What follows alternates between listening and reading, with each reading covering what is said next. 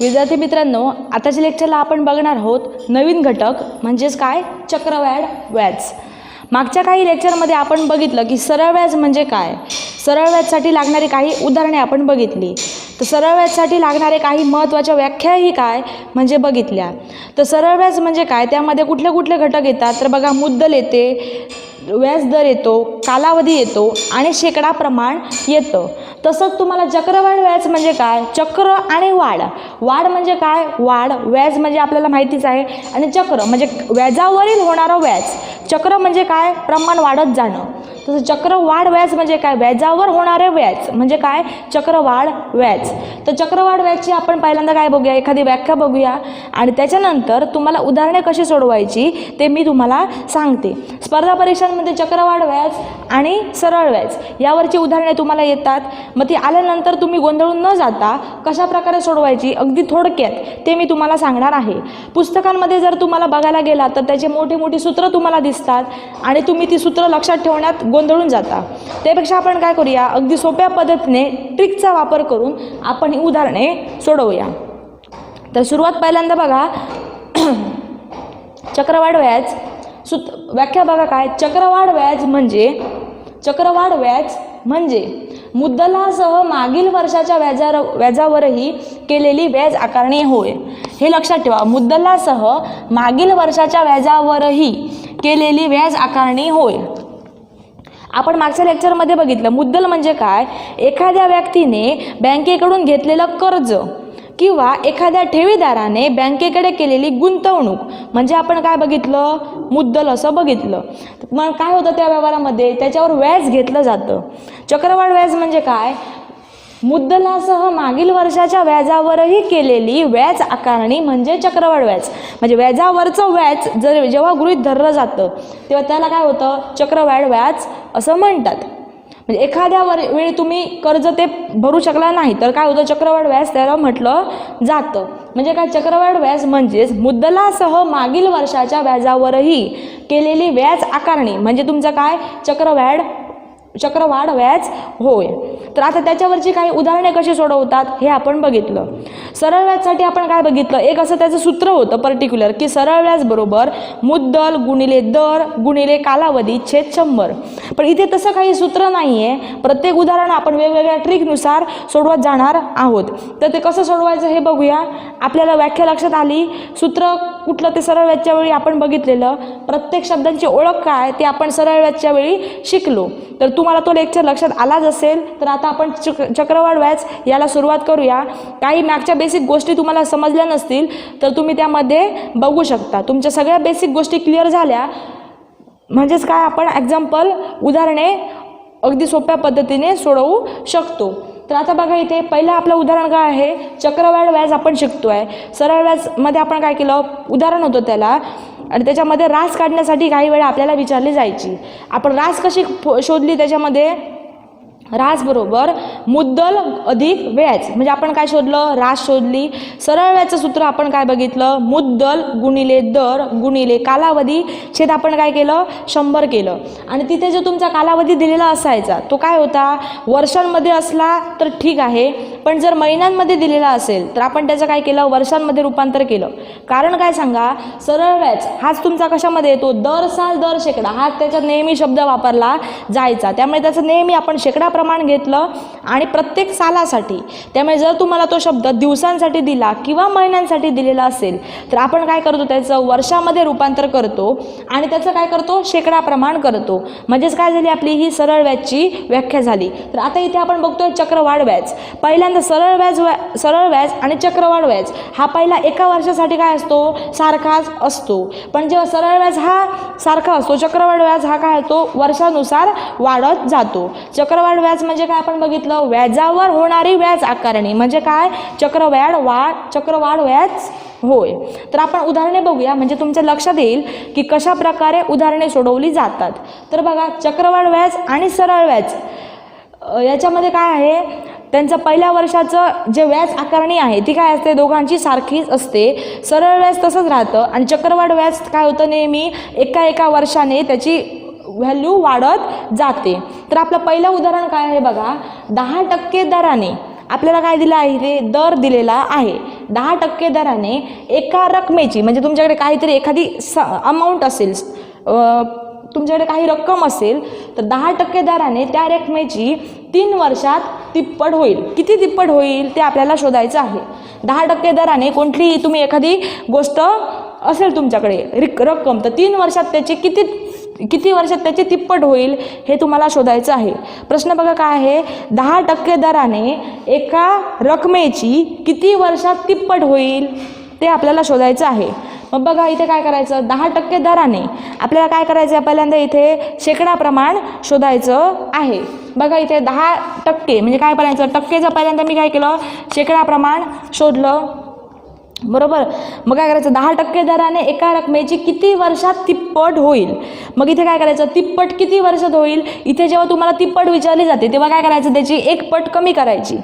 समजा तुम्हाला इथे चौपट विचारली असती, किती वर्षात चौपट होईल असा जर तुमचा प्रश्न असता तर काय करायचं, अशा उदाहरणांमध्ये त्याची 1 पट कमी करायची. म्हणजे इथे काय आहेत, 3 पट आहेत, 3 मधून मी 1 पट वजा केली, किती उरले 2.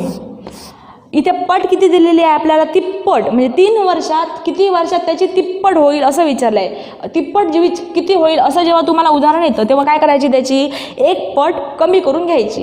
म्हणजे इथे काय होणार, हे त्याची ट्रिक आहे. मी इथे काय केलं, 1 पट कमी, ही त्याची ट्रिक आहे. जेव्हा तिप्पट किती होईल अशी तुम्हाला उदाहरणं विचारली जातात, किंवा एखाद्या संख्येची पट किती होईल असं जेव्हा तुम्हाला उदाहरण विचारलं जातं तेव्हा तुम्ही काय करायचं, जी काही तुम्हाला पट दिलेली असेल त्या पटमधून 1 पट तुम्ही वजा करून घ्यायची. इथे काय आहे, माझी तिप्पट दिलेली आहे म्हणून मी 3 मधून 1 वजा केले, उत्तर किती आलं माझ्याकडे, 2 आलं. इथे तुमची समजा 10 पट दिली असेल, समजा एखाद्या 10% दराने एखाद्या रकमेची किती वर्षात 10 पट होईल असं जर तुम्हाला तेव्हा विचारलं जाईल तेव्हा तुम्ही काय करायचं, 1 पट कमी करायची. किती येणार, 9 पट येणार. म्हणजेच मी काय सांगते बघा, एखादी गोष्ट जर तुम्हाला किती वर्षात त्याची किती पट होईल असं जर तुम्हाला उदाहरण तेव्हा आलं असेल तेव्हा तुम्ही काय करणार, त्या संख्येची 1 पट कमी करून घेणार. इथे आता आपल्याला उदाहरणामध्ये काय दिलेलं आहे, 3 पट दिलेली आहे. 3 मधून मी 1 वजा केला, किती आले माझ्याकडे, 2 पट आले, बरोबर. आणि आता आपण इथे काय करतोय, शेकडा प्रमाण घेतोय. 10% दराने विचारलाय. आपण 10% म्हणजे काय करतो, टक्के म्हणजे काय, शेकडा. आणि आपण ह्याच्यात सरळ व्यायामामध्ये शिकलो आहे की काय सांगा, दर जेव्हा नेहमी शोधतो तो नेहमी कशामध्ये असतो, टक्क्यांमध्येच असतो. सरळ व्याजमध्ये आपण काय शिकलो आहे, जो काही आपण दर काढतो तो कशामध्ये असतो, टक्क्यांमध्येच असतो. मग इथे 10% आहेत आणि दराने, दर आपल्याला टक्केमध्ये असतो माहिती आहे. आणि आपलं सूत्रच काय आहे, दर साल दर शेकडा. दर प्रत्येक वर्षासाठी किती शेकडा प्रमाण येतं ते आपण शोधतो. कुठलेही टक्के काय असतात, 100% असतात, बरोबर. मग 10%चं आपण रूपांतर काय केलं, 10/100 मध्ये केलं. हे काय झालं, 10% दराने म्हणजे 10/100. आणि आपल्याला किती पट होईल, किती वर्षात तिप्पट होईल ते आपल्याला शोधायचं आहे. मग अशा सूत्रासाठी आपण काय करतो, 1 पट कमी करून घेतो. मग तिथे किती मिळाले, 2. मग काय करणार मी, ह्या 2चा आणि ह्यांचा फक्त गुणाकार करणार, म्हणजे आपल्याला किती वर्ष ते सहज मिळून जाईल. आता इथे बघा, ह्या शून्याला काय केलं, हा 0 गेला, बरोबर. इथे किती उरले, 1. 10 दुने किती येणार, फक्त माझे 20 वर्षे. एवढं सोपं उदाहरण आहे ते. काय केलं मी फक्त इथे, प्रश्न काय होता माझा, 10% दराने एका रकमेची, म्हणजे मी कोणत्याही रक्कम अशी मनात गृहीत धरली तर काय होणार, किती वर्षात तिप्पट होईल असं विचारलं आहे त्याने. मग त्यासाठी सूत्र काय, तिप्पट होण्यासाठी आपण काय केली, त्याची 1 पट आधी कमी करून घेतली आणि फक्त याचं शेकडा प्रमाण केलं आणि त्यांचा गुणाकार केला. उत्तर किती आलं माझं, 20 वर्ष आलं. ही काय आहे, ट्रिक आहे त्याची. ही उदाहरणे तुम्ही लक्षातच ठेवायची. 10% दराने एका रकमेची किती वर्षात तिप्पट होईल, तर बघा 20 वर्षात तिप्पट होईल. जेव्हा तुम्हाला पट्टीमध्ये उदाहरणे विचारले जातात तेव्हा त्यांची काय करायची, 1 पट वजा करायची.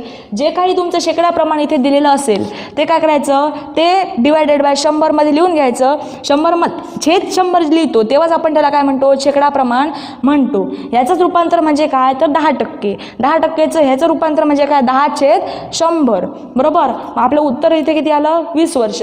अशा प्रकारेच तुम्हाला उदाहरणे सोडवायची आहेत. तर आता पुढचं उदाहरण बघूया काय आहे ते. चक्रवाढ व्याज म्हणजे काय, व्याजावर केली जाणारी व्याज आकारणी, म्हणजे आपण काय म्हटलं इथे, चक्रवाढ व्याज होय. तर आता पुढचं आपलं दुसरं उदाहरण काय आहे बघा, एका रकमेची 8 वर्षात, एका रकमेची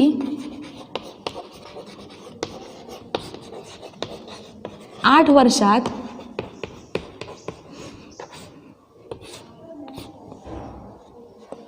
दाम तिप्पट होते,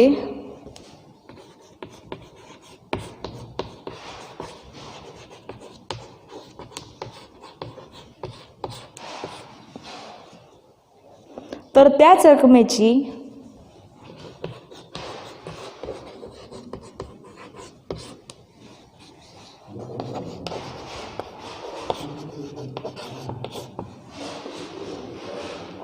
किती वर्षात दाम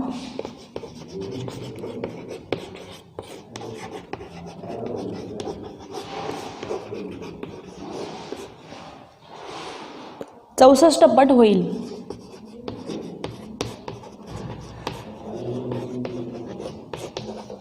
आपल्याला इथे उदाहरण काय विचारलं आहे बघा, एका रकमेची 8 वर्षात दाम काय होते, तिप्पट होते, तर त्याच रकमेची किती वर्षात दाम 64 पट होईल. आपल्याला इथे बघा 2 पट दिलेली आहे, इथे बघा किती दिलेली दाम, एकदा काय होते तिप्पट होते, किती वर्षात, 8 वर्षात दाम काय होते, तिप्पट होते, बरोबर. तर किती वर्षानंतर त्याची दाम किती 64 पट होईल असं आपल्याला इथे विचारलं आहे. मग काय करायचं, पहिल्यांदा इथे आपल्याला वर्ष दिलेली आहे ती लिहून घ्यायची, वर्ष, आणि इथे काय दिलेलं आहे, पट, ती आहे तशी लिहून घ्यायची. इथे आपल्याला वर्ष किती दिलेली आहेत, 8 वर्ष, किती पट होते, तिप्पट. मग किती वर्षात 64 पट होईल, किती वर्ष आपल्याला शोधायची आहेत, इथे काय दिलेलं आहे 64. असे जेव्हा कंडिशन येते तेव्हा आपण काय करतो, सरळ तिरकस गुणाकार करतो, हे आपल्याला माहिती आहे. मग इथे बघा 64ची जर मी फोड केली तर ती कशी होते बघा, 64ची फोड 2चा 6वा घात म्हणजे काय येतात, 64 येतात. मग काय करायचं, ट्रिक आहे ही, जेव्हा या 64 असं जेव्हा एखादी कंडिशन येते आणि जर तो एखाद्या संख्येचा घन असेल किंवा एखाद्या संख्येचा घातांक असेल तेव्हा काय करायचं, हे 2 बेसला तसंच ठेवायचे, म्हणजे 2चा पाया आहे तसाच ठेवायचा आणि या 6चा आणि 8चा गुणाकार करायचा. तेवढी वर्ष काय होणार, लागणार ती पट होण्यासाठी. म्हणजे इथे किती येणार, 8 गुणिले 6 बरोबर किती येणार, 48 वर्षे. हा एवढा सोपा विषय आहे, फक्त त्याच्यात काय वेगवेगळ्या उदाहरणानुसार आपल्या वेगवेगळ्या ट्रिक बदलत जातात.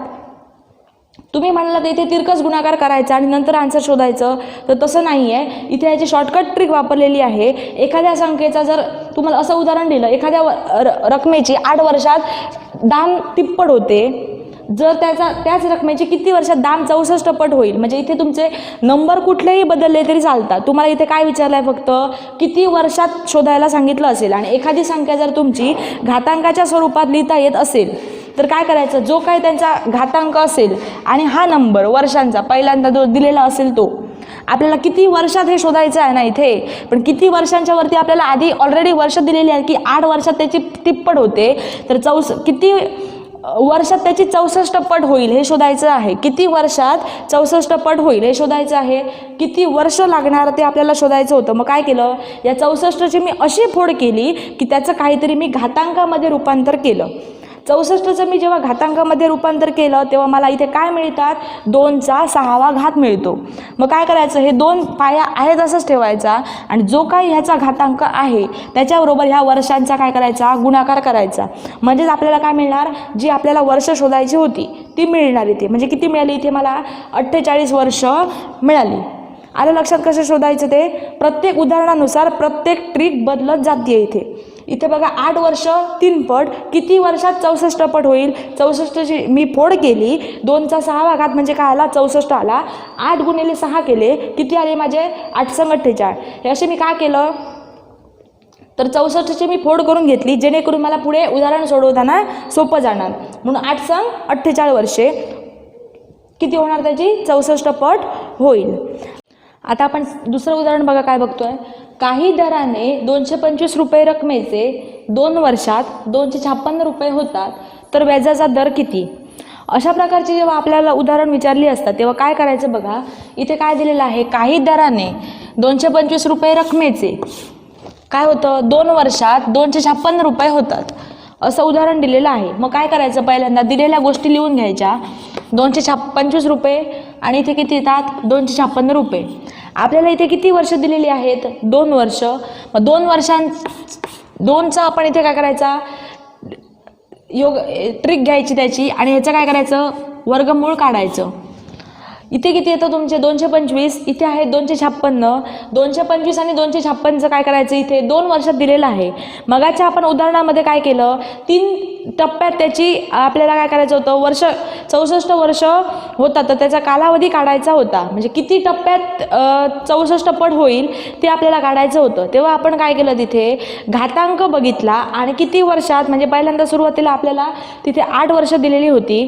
त्या 8 वर्षांचं आपण काय केलं, या 2च्या 6व्या घाताशी तुलना केली. 2 हा पाया असल्यामुळे तो तसाच ठेवला आणि जो त्याचा घातांक होता त्या घातांकाच्या बरोबर आपण काय केलं, त्याचा गुणाकार केला आणि आपल्याला किती वर्ष मिळाली, 48 वर्षे मिळाली. मग इथे काय होतं बघा, 225 रुपये रकमेचे किती वर्षात त्यांनी दिलाय, 2 वर्षासाठी दिलाय आणि काय आहे 256 रुपये होतात.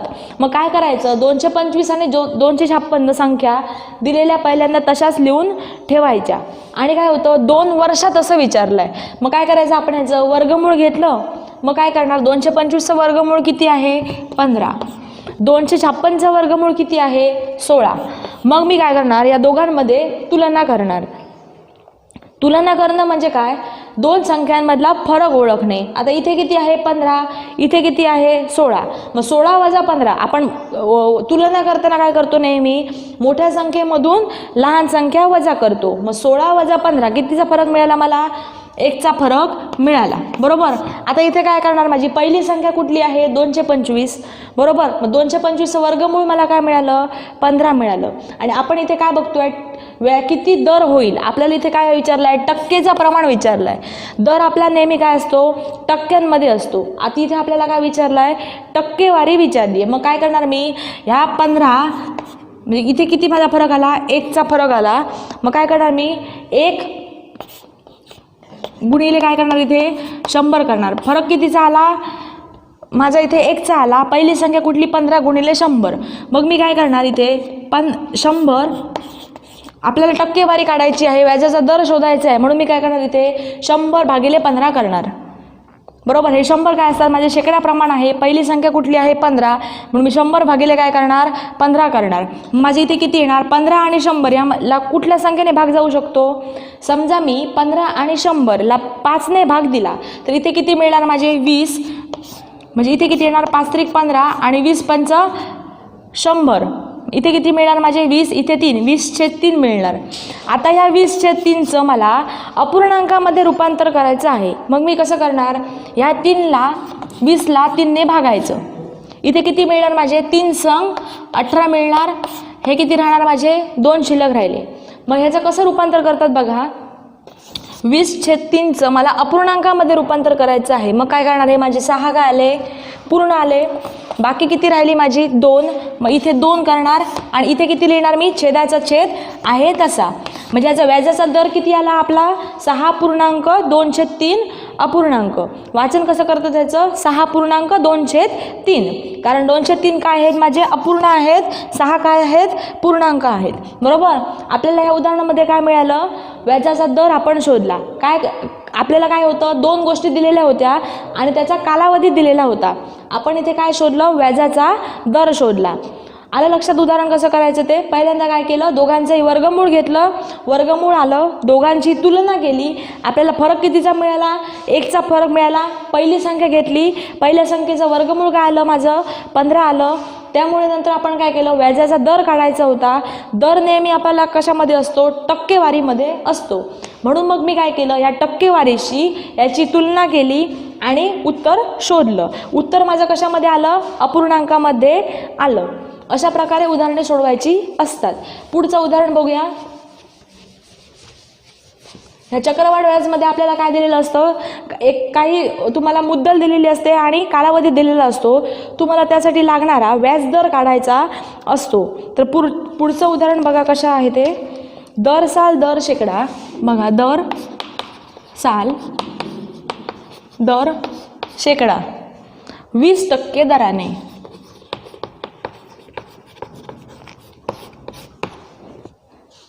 ₹5,000 2 वर्षात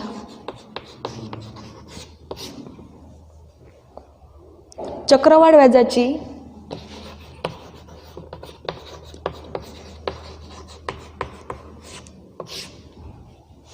चक्रवाढ व्याज वाढवा रास काढा. आपला इथे प्रश्न काय आहे बघा, दर साल दर शेकडा 20% दराने 5,000 रुपयांची 2 वर्षात चक्रवाढ व्याज व रास काढा. म्हणजे समजा आपलं प्रमाण काय आहे, दर साल दर शेकडा हे नेहमी ठरलेलंच असतं. 20% दराने मुद्दल किती दिलेली आहे 5,000, कालावधी किती आहे 2 वर्षे. आता इथे बघा आपल्याला दिलेली गोष्ट ही काय आहे, वर्षांमध्येच दिलेली आहे. त्यामुळे त्याला आपल्याला महिन्यांमध्ये किंवा दिवसांमध्ये त्याचं रूपांतर करावं लागणार नाही आहे. जर समजा तुम्हाला इथे महिन्यांमध्ये किंवा दिवसांमध्ये जर एखादी गोष्ट दिलेली असेल तर फक्त तुम्हाला त्याचं रूपांतर वर्षांमध्ये करावं लागतं. पण इथे तुम्हाला वर्ष फक्त दिलेली आहेत, त्यामुळे त्याचं रूपांतर पुन्हा दुसऱ्या कुठल्यामध्ये करायची गरज नाही आहे. तर बघा इथे काय आहे, आपल्याला पहिल्यांदा चक्रवाढ व्याज काढायला सांगितलेलं आहे आणि रास काढण्यासाठी सांगितलेली आहे. आता आपण काय करूया, पहिल्यांदा रास काढूया आणि त्याच्यानंतर आपण काय करूया, चक्रवाढ व्याज काढूया. तर इथे बघा काय दिलेलं आहे, 20% दराने ती काय होते, वाढ होती 5,000 रुपयांमध्ये 2 वर्षात. तर आपल्याला त्याचं चक्रवाढ व्याज काढायचं आहे. चक्रवाढ व्याज म्हणजे आपण काय सूत्र बघितलं, व्याजाची व्याजावर होणारी आकारणी म्हणजे काय, चक्रवाढ व्याज होय. तर इथे 20% दिलेले आहेत म्हणून मी काय करणार, इथे 20/100 लिहिणार का, तर काय होणार 20/100 म्हणजे काय होणार, या टक्क्यांचं फक्त रूपांतर होणार. इथे 20% दिलेले आहेत याचाच अर्थ काय 20/100. पण आपल्या उदाहरणांमध्ये काय दिलेलं आहे, दर साल दर शेकडा काय होतं, 20% दराने 5,000 रुपयांचे 2 वर्षात होणारे चक्रवाढ व्याज काढा. चक्रवाढ व्याजची व्याख्या काय आपली, व्याजाची व्याजावर होणारी कर आकारणी म्हणजे काय, चक्रवाढ व्याज होय. तर आता इथे बघा 20% दराने म्हणजे काय करणार, कोणतीही गोष्ट काय असते आपली 100% असते. मग त्या 100%वरती 20% मी वाढवले म्हणजे किती झाले माझे 120%. 120% झाले म्हणजेच मी हे कसं लिहू शकते, 120/100 गुणिले काय करणार 2 वर्षात आहे म्हणजे एका वर्षासाठी मला एवढे मिळाले. एका वर्षासाठी असणारा सरळ व्याज आणि चक्रवाढ व्याज हा काय असतो, एकच असतो. मग इथे बघा 120 काय झालं /100 केले, कारण काय सांगा, हे एका वर्षासाठी मी गृहीत धरलं. दुसऱ्या वर्षासाठी काय होणार, परत तेच होणार. किती येणार इथे 120 गुणिले 100 येणार. तर काय करणार इथे 120 गुणिले 100, 120 गुणिले 100 दोनदा घेतले, कारण इथे 2 वर्षांसाठी लागणारा मला चक्रवाढ व्याज काढायचा आहे. चक्रवाढ व्याज करताना व्याजावरची व्याजावर होणारी आकारणी म्हणजे चक्रवाढ व्याज होय. तर आता इथे किती आहे माझी मुद्दल 5,000 रुपये आहे. मग ही गुणाकारामध्ये इथे लिहून घेतली मी 5,000 रुपये.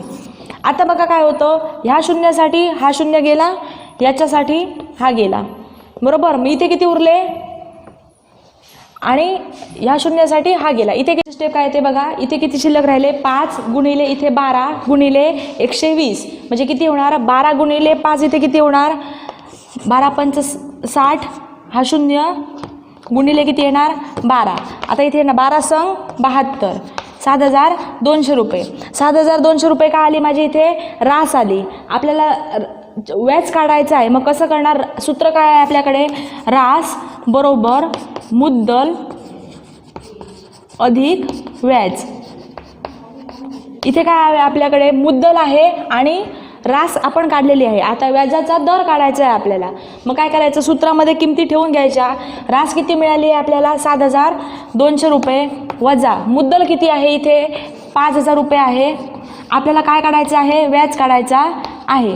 मग इथे किती येणार तो 2,200 रुपये काय येणार व्याज येणार. आलं लक्षात, व्याज कसा काढायचा तो. हां, अशा प्रकारे आपण उदाहरणे सोडवू शकतो. तर तुम्ही वेगवेगळ्या प्रकारची पुस्तकं वाचताना तुम्हाला चक्रवाढ व्याजवरची उदाहरणे मिळणार आहेत. तर तुम्ही त्यांचा सराव करा. काही शंका असतील तर आपल्या सिग्माच्या ग्रुपवर तुम्ही विचारू शकता. अशा प्रकारच्या उदाहरणांचा जर तुम्ही भरपूर सराव केला तरच तुम्हाला ती उदाहरणे सोडवता येणार आहेत.